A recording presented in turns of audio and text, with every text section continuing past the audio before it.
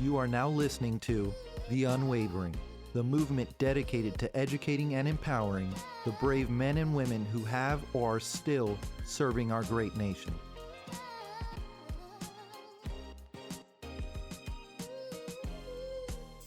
What's up, everyone? This is Kevin with another episode of The Unwavering.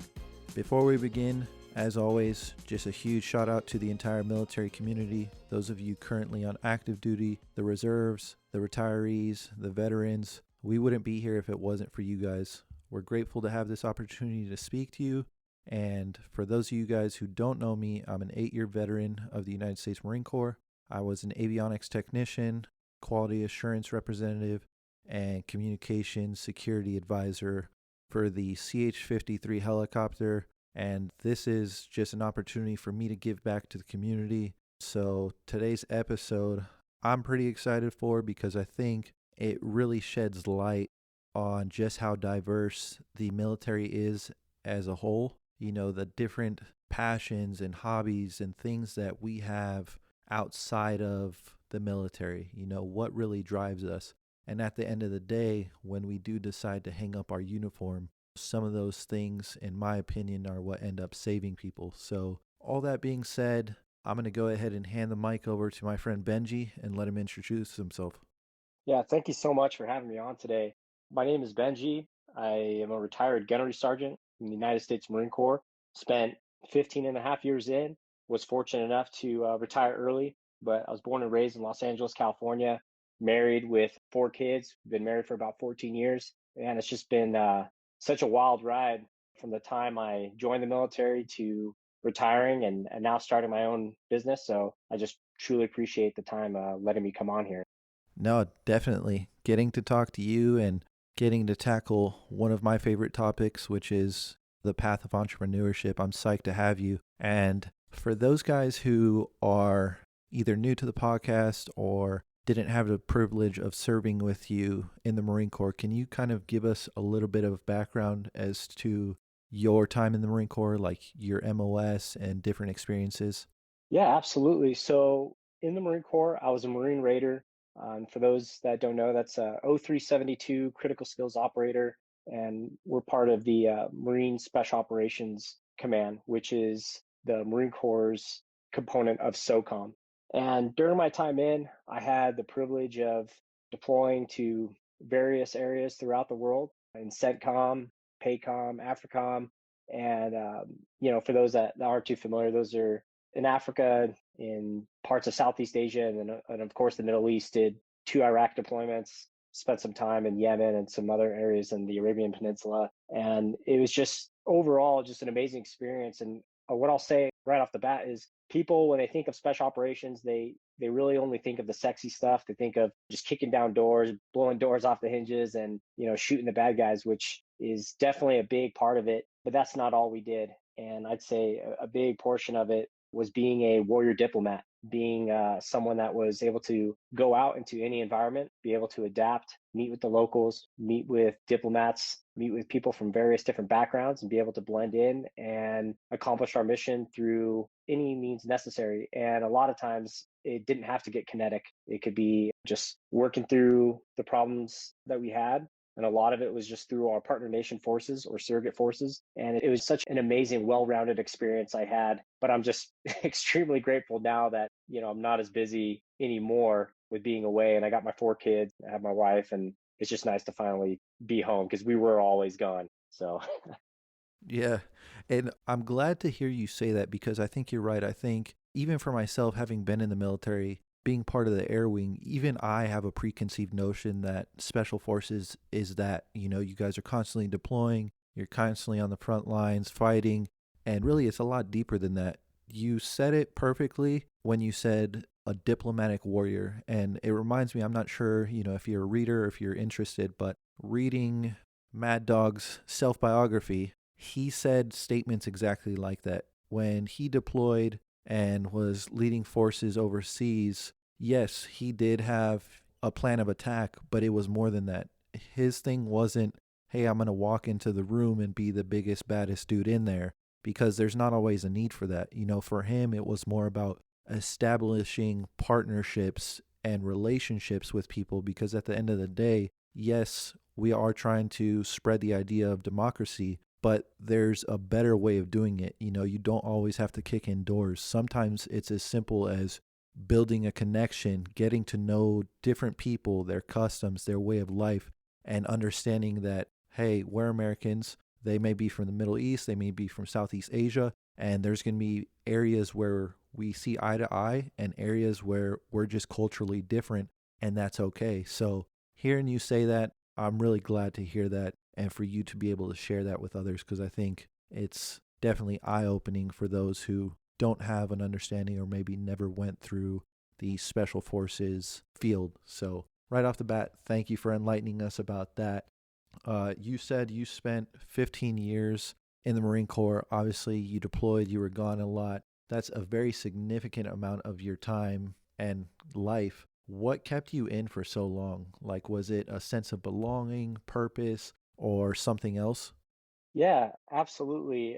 Kind of all of the above. And just real quick, I'm going to touch on something that you said before this question. And it's just coming from a breacher's point of view, because we kind of talked a little bit about kicking the door down and things like that. But as a breacher on my team, we used all sorts of different techniques: mechanical, explosive, ballistic. And really, when people think of breaching and knocking the door down, they're thinking of that real powerful hit that's gonna put an excessive amount of force, right? But really, in breaching, it's all about using the least amount necessary to get inside. So that could be as simple as opening the door, right? Not even needing to put an explosive on it. So the least amount of force necessary to get the job done is exactly how we operate in the special operations community. Don't always need to get kinetic. But to answer your question about purpose and belonging, one of the things that kept me in so long was just being around an amazing group of people. And I mean, the Marine Corps in general just has that tight bond, with your brothers and sisters in arms. But I'd say even more so in the special operations community, where you have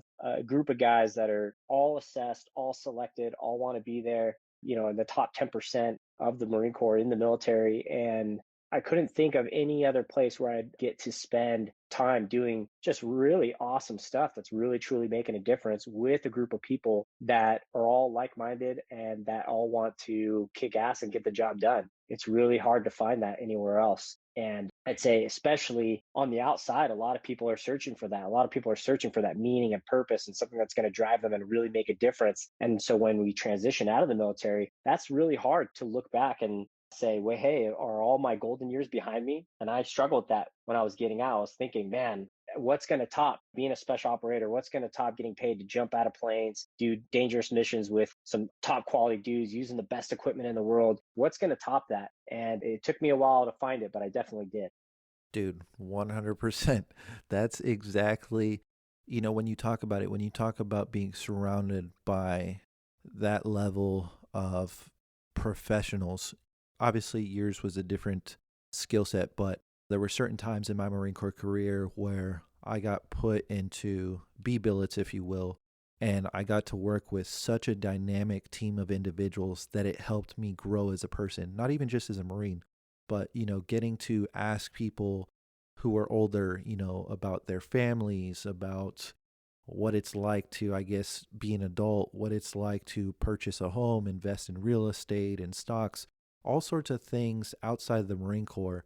That was huge for me. And much like you, that's still a question that I ask myself daily. I've been out for 3 years now, and in the beginning it was rough. I didn't think that separating from the Marine Corps after 8 years would have that much of an impact on me, but I realized just how important having that sense of family and belonging and purpose was. And the more veterans that I interview for this podcast or that I get to talk to just in daily passing, that's one of the things that they struggle with the most. And it doesn't matter whether they were an E2, an E3, or an O7, an O8. Like, even some of the generals that I talk to that have gotten out of the military, I think to a certain degree, it's almost even harder for them than it is for me, because they literally dedicated 30 plus years of their life to that organization, to building a family.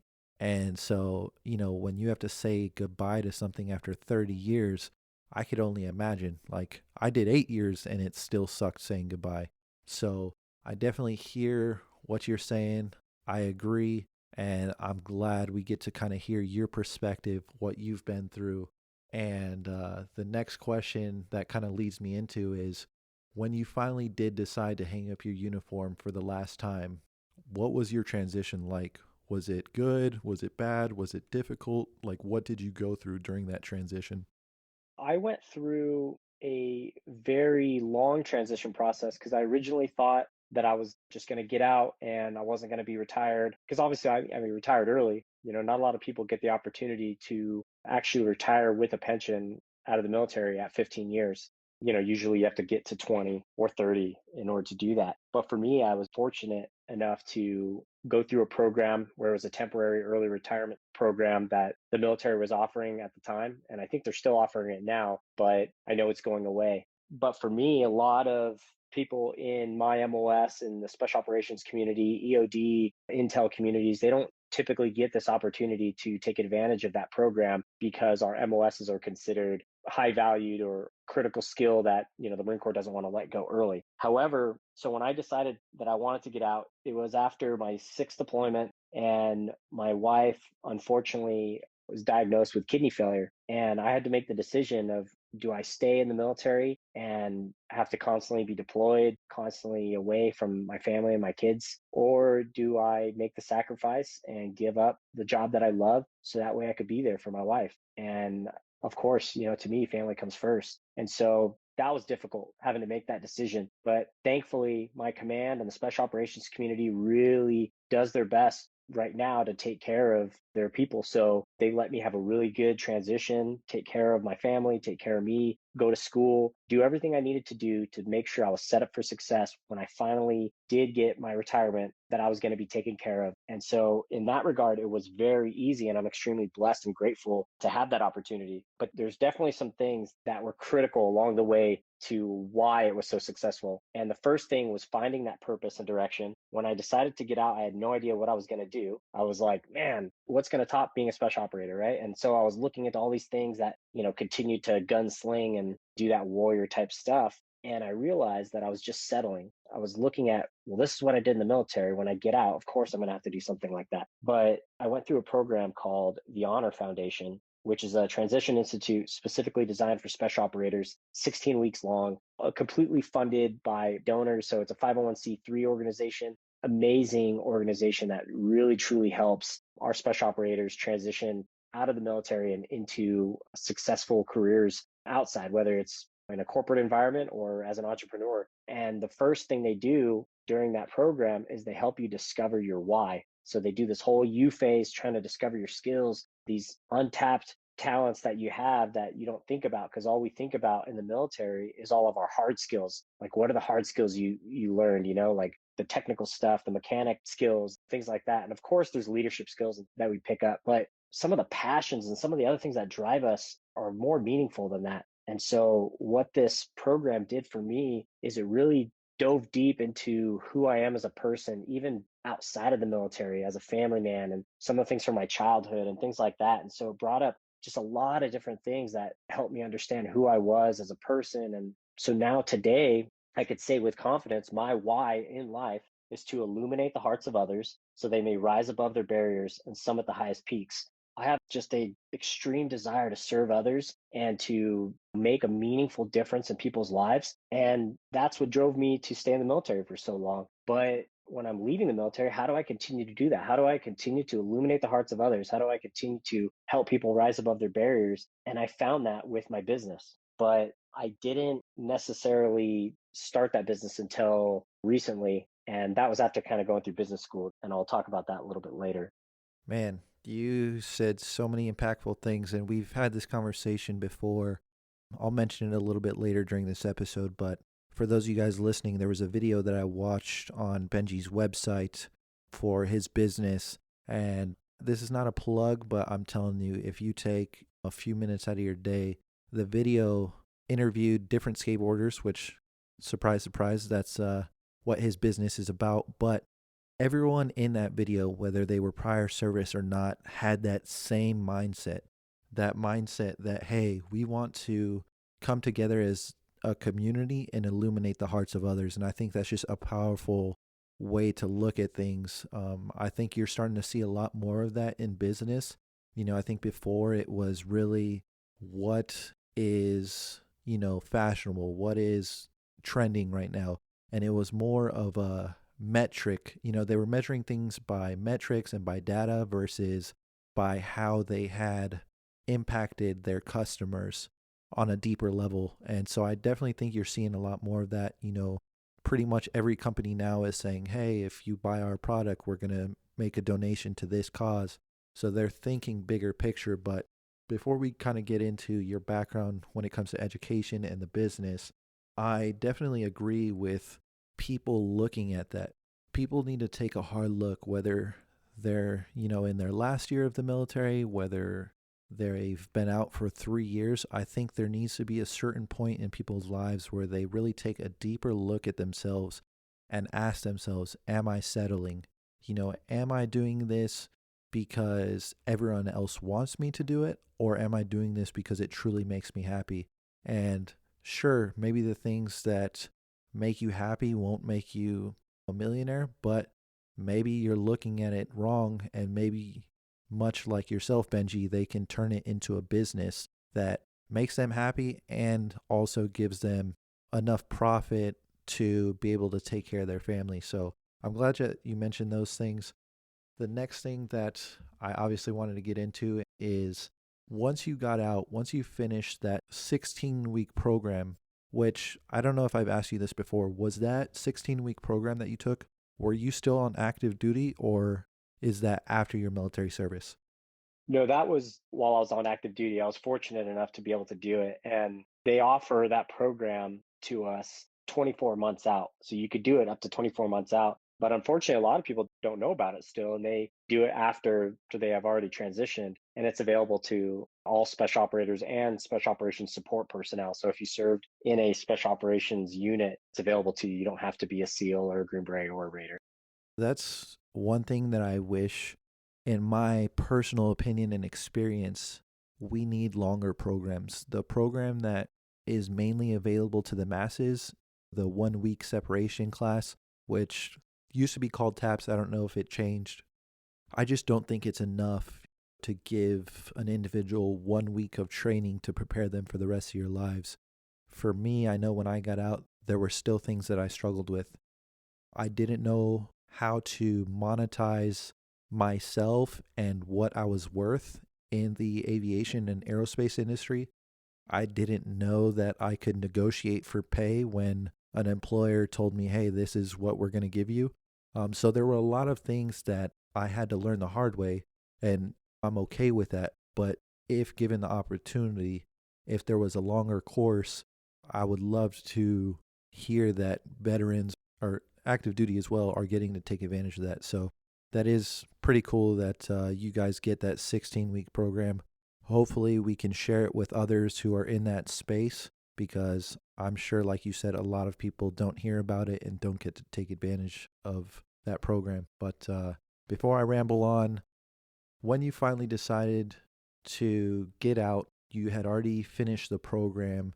What happened next? You said you wanted to go to school for business, but was it a new career field? Were you looking to expand your knowledge or improve your resume? Like, what was your thinking behind going to school? Yeah, so my thought process going to school was kind of came out of nowhere. And I want to say it came out of nowhere because another veteran I had never met before a day in my life had reached out to me. He found me on LinkedIn and he said, hey, I'm a Marine. I see you're on LinkedIn. You're looking for jobs. I see you just completed your bachelor's. I want to tell you about this program over at USC. And the way this guy he approached me, I swore I thought he worked for USC or something. Like he was just selling it so hard. And I was like, who is this guy? Like, why does he want me to go to USC so bad? And he said he was in the current cohort at this program. And in my mind, I'm thinking, okay, maybe these guys are getting some incentive like kickback or something for recruiting people to come here and be part of this business school over at USC. And that's University of Southern California, for those that don't know. I'm sure most people do. But for me, I mean, USC was my dream school. I grew up in LA, and I always thought, man, it'd be so awesome to go to USC, but such an expensive school. And as a kid who had a troubled childhood, I mean, I was addicted to drugs growing up and was a punk rocker and, went to continuation school. That's how I graduated. I never thought in a million years I'd have a bachelor's, let alone a master's. So going to USC was a dream idea that was long gone. But this guy reached out and he was helping me basically convince me that this would be a good decision for me. And I'm so glad he did. And I'm going to give a shout out to him. His name is Lawrence Abbey, and he was with cohort 8 of the MBV program, and that's the Masters of Business for Veterans program. And I wasn't sure what I was going to do. Like I said, I wasn't at that time. I was going through the Honor Foundation, and I was still unsure exactly what my career path would be. I thought, okay, well, I'm going to work in some type of corporate field. I'm not going to settle. I'm not going to be a gunslinger anymore. But I still wasn't sure. But I knew business school was going to help provide me the tools and fill in that gap of the knowledge that I felt I needed in order to be a key player out there in corporate America. And what I mean by that is we come out of the military with these leadership skills and all these other skills that we have, but the language of business is a lot different than the language of the military. So I wanted to be well-rounded. But when I was going through that process of getting into the school, I remember he helped me so much with other things in my transition.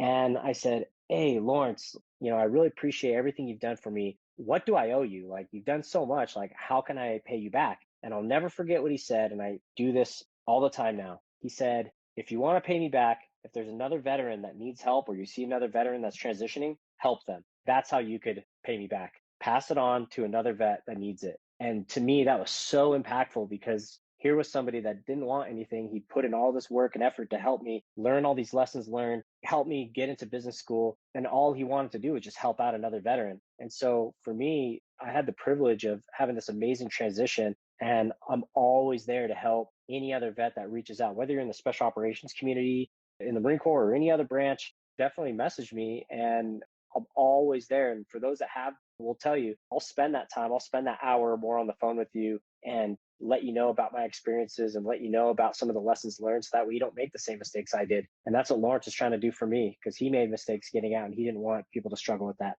Isn't it crazy how it works, bro? Like, just thinking about it, the fact that you get a random message from someone who you've never met. You and I literally never met before. And my brother was at the skate park, ran into you, told you about the podcast, and here we are. Like, literally, that's the type of stuff that being a part of the military community, it doesn't matter if you guys ever even serve together, if you're in the Army, if you're in the Navy, there's something so unique about serving in the military and having that mindset and that upbringing that, hey, at the end of the day, more than just me, I want to help uplift others. And it's crazy to hear that, but at the same time, like, I'm not surprised by it. You know what I mean? Like, I'm not surprised that that dude gave so much of his time and put so much effort into helping you be successful to, at the very end of the day, just say, yeah, just help someone else. Like, that's all he wanted. And I think that goes back to, just the people finding that meaning and purpose when they get out.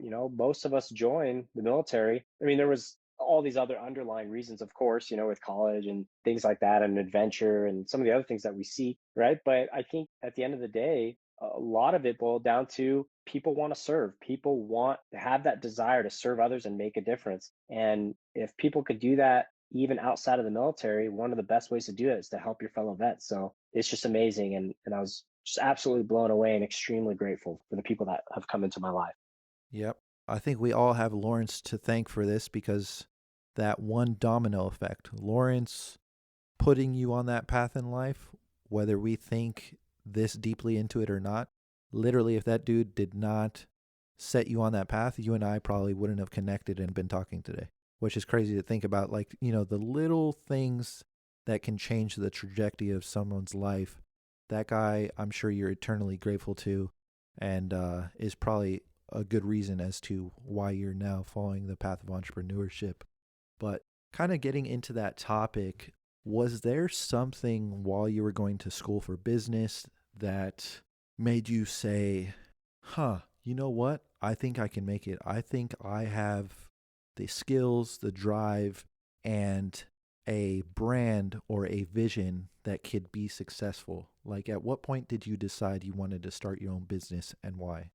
Yeah. So while I was going to business school, USC's program, the Master of Business for Veterans program, they do a great job of really focusing on entrepreneurship. So even though not everyone's going to be an entrepreneur, they want everyone to experience what that's like as far as starting a company from the ground up with just a concept and an idea, running through an entire analysis of customer discovery and financial feasibility and pitching your idea and all that, right? So we go through that entire process during our time in that program. And I had never thought prior to that that I would do that. I always thought, you know what, I could be an incredible asset to someone else. And that's what a lot of people are when they get out of the military. They're amazing assets to companies, and there's nothing wrong with that. It was like towards the end of the program that I was starting to look at, okay, what companies am I going to start applying for? And I was trying to look at how it fit around my life. And one of the things that they really harp on in that program and in the Honor Foundation as well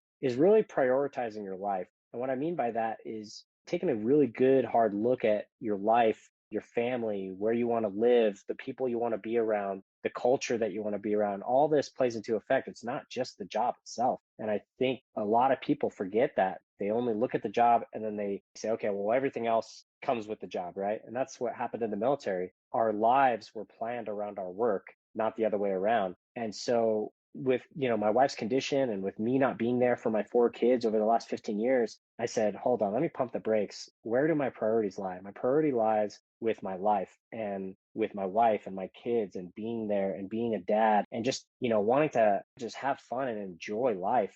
I spent all this time in the military, just work, work, work, always gone, always forward, always deployed. How can I do something where I could switch those roles to where instead of planning life around my work, I'm planning work around my life? And so I said, the best way to do that is to start my own thing and just go full on in and be passionate about it. And so I didn't actually start the process till after I graduated the program. And then when I graduated the program, I took a couple months to kind of just think about exactly what I was going to do. And then instead of getting paralysis by analysis, I said, you know what? The one thing we learned in business school was if you have an idea, the best way to do it is to start building it before you're even ready. So that's what we did. We started pushing the airplane down the runway before it was even built, and we started building it as we were flying it. And we hit all these failures along the way, but we learned so much from them. And now we're at a point to where I thought where we are today is where we would be years from now. But it was because of just believing in it and having people believe in it and just the amazing support. We just really took flight, and it was awesome.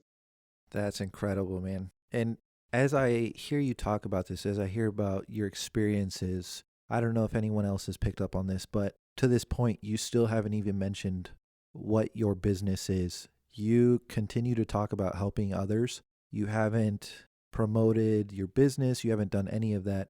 And I think it's just really a testament to who you are as a person.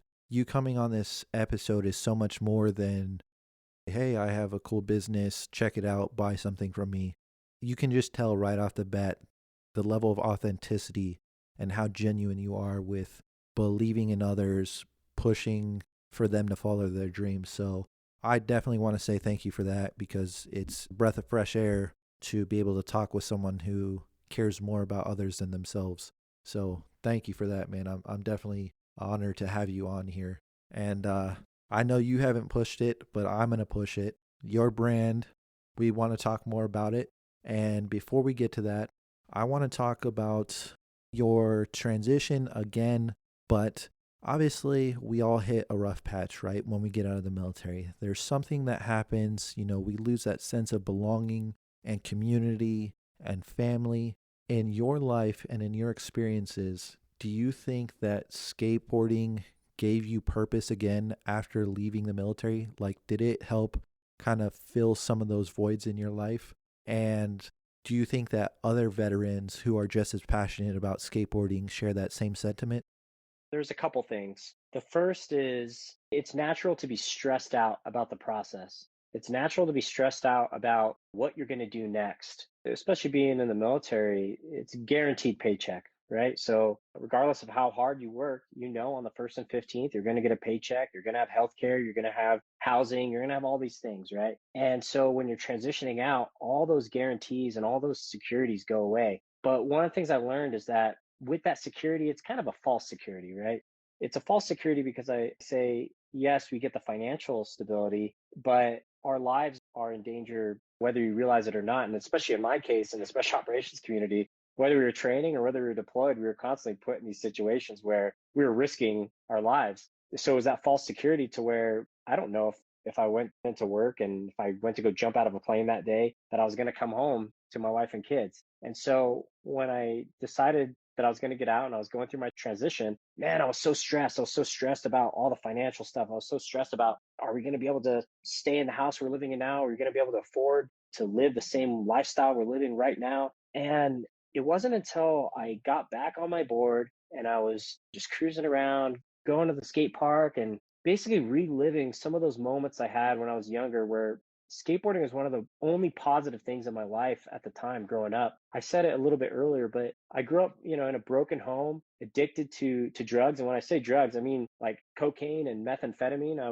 was an addict for a long time and had a really interesting upbringing just as far as, living with drug addicts. And I didn't live with my parents growing up. I lived with various family members, and many of those family members were addicts as well. So it was skateboarding. That was that one positive thing that I was doing that wasn't hurting me. And so when I got back on that board after leaving the military, it was almost like that stress went away. I wasn't thinking about what I was going to be doing next, where the money was going to be coming from. All I was thinking about in that moment was just riding my board, doing a few tricks, whatever. And then it made me realize that when we're on our deathbeds, no one wishes, man, I wish I would have worked more. Man, I wish I would have made more money. Man, I wish I would have spent more time at work and doing this and this. We wish that we would have spent more time with our family. We wish we would have spent more time doing the passions and the things we love. And so I took that and said, you know what? I'm not going to stress about all this stuff. I'm just going to focus on what I love. And I love my family. I love my wife and kids. I love the things that I'm passionate about. And that's what I'm going to focus on. And it totally relieved so much of that stress. And then just going into it with a serving attitude,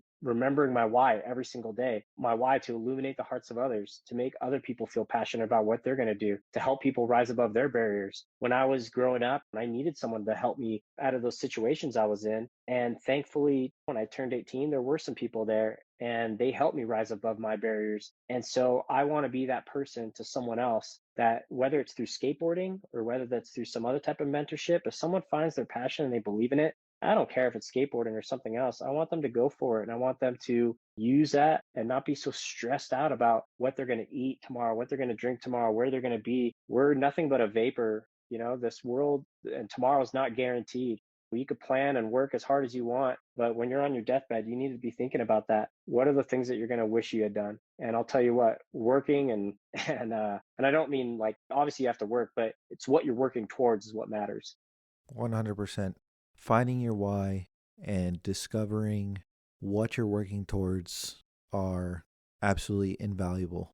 I think I'm very fortunate in the fact that I found my why very early on in life. Very similarly to you, I discovered my passion in helping others. And for me, it's giving back to the military community. I don't think anyone starts a podcast thinking they're going to be millionaires or they're going to be the next Joe Rogan. If they do, I mean, they're pretty illusioned. But I knew that this wasn't going to be an opportunity for me to be rich or to be famous, anything like that. But it could, if I was willing to work at it, be a chance for me to help others, to share some of the lessons that I've learned, to share some of the voices out there like yours and the experiences that you guys have gone through so that together we can help others avoid those mistakes, learn from what we did, possibly get to their next end goal either faster or more smoothly than if they went at it alone. So I'm glad that we have this opportunity to kind of share those things. And I know this conversation could honestly go on for a long time, but as I said earlier, I know you're not going to push for it, but I'm going to push for it. Before we end the episode, if there's anyone who's interested in contacting with you, how can they connect? How could they learn more about you? And if their passion happens to be skateboarding, how can they learn more about the brand? Yeah, I appreciate, you having me on today. And before I answer that question, I did want to touch on the last one because you also asked if there was other veterans who share the same sentiment as me, and I forgot to throw this in there. Angel Cortez of OG Pumpkin, that's another brand. They do amazing work as well, as far as helping the community and giving back. And I've done a few events with Angel, and he's an amazing guy, Army Ranger. He's a prior gang member from LA and totally changed his life around, joined the Army, spent 8 years as an Army Ranger, multiple combat deployments. And now coming out of the military, he's on that same path of just giving back, volunteering for Meals on Wheels and doing all these free events for veterans. And it's just amazing to see people like him. And it inspires me and motivates me to do the same thing. So I just wanted to give him a shout out. And also just to say that we are doing some stuff with him, that we're making some skateboards for his company, OG Pumpkin. And those are going to be available on our site, which is thrashandraid.com. And those skateboards in particular, we're not taking any proceeds from them. The proceeds for those skateboards are going to go towards giving kids in underprivileged communities free skateboards. So if you make a purchase there, those proceeds are going to go towards giving decks to kids who need them. And so that's what we're always trying to do. Go to thrashandraid.com. You'll see our inventory of what we got on there now. And then we also have apparel on there. But if you go to @thrashandraid on Instagram, and that's thrash and then the letter N raid, we're constantly showing some of the stuff that we're doing in the local community. And that's what it's all about. It's just, I didn't want to make this business all about making money. Obviously, I got to do what I need to do to support my family. But I think going back to Angel again, I'm going to give him another shout out. One of the things that he said was he could live off of rice and beans if he wanted to. That's all he needs. And everything else is going to go towards helping others. And my wife, I don't think she wants to eat rice and beans every day, but I'll tell you, like, we want to just live off of our means, and we want to be able to use the funds that we get from our company to go towards people that really need it. And I'm just super grateful that I had that opportunity, and super blessed that we have this opportunity to give back and help others. So if you guys can, please go check out thrashandraid.com. That's our website, or on our Instagram, it's @thrash_n_raid. Awesome. Well, again, Benji, thank you so much for your time today. More importantly, thank you for continuing to serve others, continuing to give back to the community, and for everyone else that's kind of been involved in your journey. Some of the notable people that you mentioned, Lawrence, Angel, definitely a huge thank you to you guys as well.